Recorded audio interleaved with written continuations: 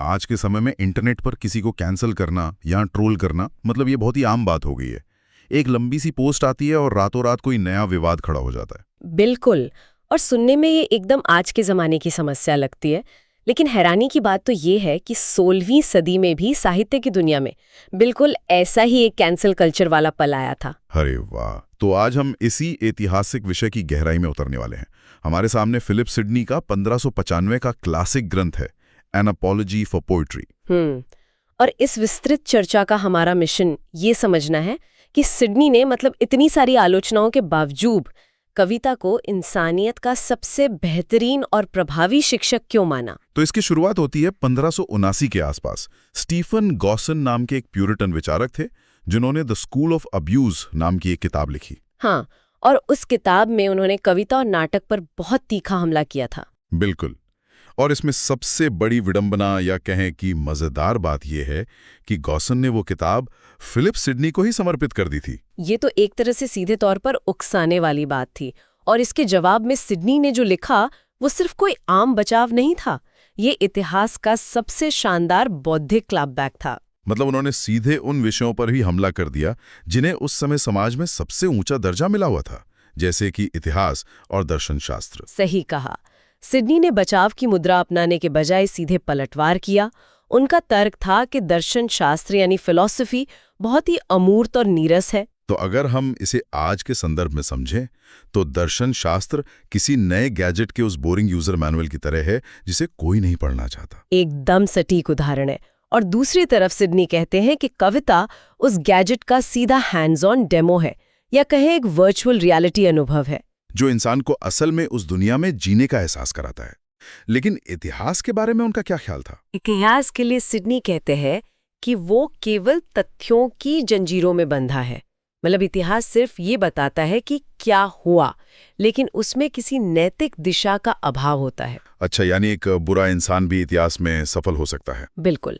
यहीं पर सिडनी अरस्तू का हवाला देते हैं। अरस्तू का एक बहुत ही गहरा विचार है कि जीवन का असली मकसद सिर्फ ज्ञान या कहें ग्नोसिस इकट्ठा करना नहीं है। तो फिर असली मकसद क्या है? उस ज्ञान को कर्म यानी प्रैक्टिस में बदलना। दर्शन शास्त्र आपको सही रास्ता तो दिखा सकता है, लेकिन वह इंसान को उस रास्ते पर चलने के लिए प्रेरित नहीं कर पाता।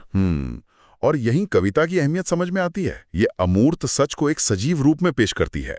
ये केवल सिखाती नहीं है बल्कि आनंदित भी करती है। वही तो, कविता सीखने और आनंदित करने यानी टीच एंड डिलाइट का काम एक साथ करती है। जैसे आज के समय में हम देखते हैं कि सुपर हीरो फिल्में एक मनोरंजक कहानी के जरिए अच्छाई और बुराई का फर्क सिखाती हैं। एकदम सही।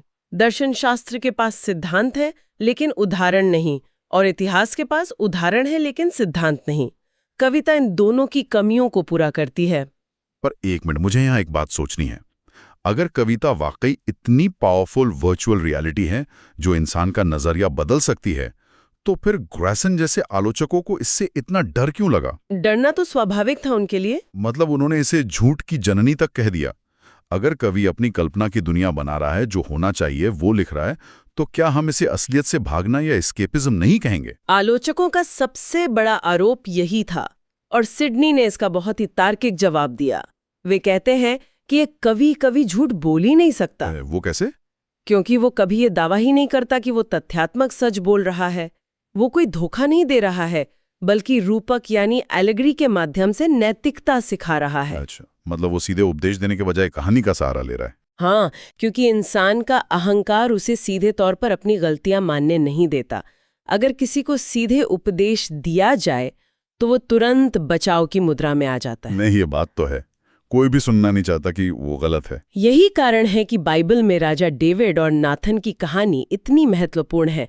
राजा डेविड ने गलती की थी, लेकिन नाथन ने सीधे उन पर आरोप लगाने के बजाय एक काल्पनिक कहानी सुनाई, ताकि उनका अहंकार बीच में ना आए। बिल्कुल। डेविड उस कहानी के किरदार पर बहुत गुस्सा हुए, और तब नाथन ने बताया कि वो किरदार असल में खुद डेविड है। क्या बात है! मतलब कहानी काल्पनिक थी, लेकिन उससे मिलने वाली नैतिक सीख ने डेविड के मनोवैज्ञानिक बचाव तंत्र को चकमा देकर उन्हें सच का एहसास कराया। यही तो कविता की असली ताकत है। ये बहुत ही चालाकी भरा और असरदार तरीका है। लेकिन प्लेटो का क्या? साहित्य के इतिहास में तो प्लेटो ने कवियों को अपने आदर्श राज्य से बाहर निकाल दिया था ना। सिडनी ने इस मिथक को भी तोड़ा है। उन्होंने स्पष्ट किया कि प्लेटो कवियों के खिलाफ नहीं थे। अच्छा, तो वो किसके खिलाफ थे? वह उन लोगों के खिलाफ थे जो देवताओं के बारे में गलत धार्मिक मान्यताएं और अनैतिक कहानियां फैला रहे थे। प्लेटो ने कला के गलत इस्तेमाल को निशाना बनाया था, कला को नहीं। ये तो बहुत ही गहरा और तार्किक बचाव था। लेकिन मुझे सबसे ज्यादा मजा तो इस चर्चा के अंत में आया। हाँ, सिडनी का वो मजेदार श्राप। बिल्कुल, वे उन लोगों को शाप देते हैं जो कविता के इस मधुर संगीत को नहीं समझ सकते। वे कहते हैं कि ऐसे नीरस लोगों को प्यार में कभी सफलता नहीं मिलेगी, क्योंकि वे अपनी प्रेमिका के लिए कोई सोनेट या प्रेम कविता लिख ही नहीं पाएंगे। और बात सिर्फ यही खत्म नहीं होती। मरने के बाद उन्हें पूरी तरह भुला दिया जाएगा, क्योंकि उनकी याद में कोई प्रशस्ति पत्र या एपिटाफ लिखने वाला नहीं होगा। मतलब जो कला का सम्मान नहीं करता, इतिहास उसे मिटा देता है। यह दिखाता है कि साहित्य हमारी यादों को कैसे अमर बनाता है। सच में सिडनी की ये बात आज भी उतनी ही प्रासंगिक है।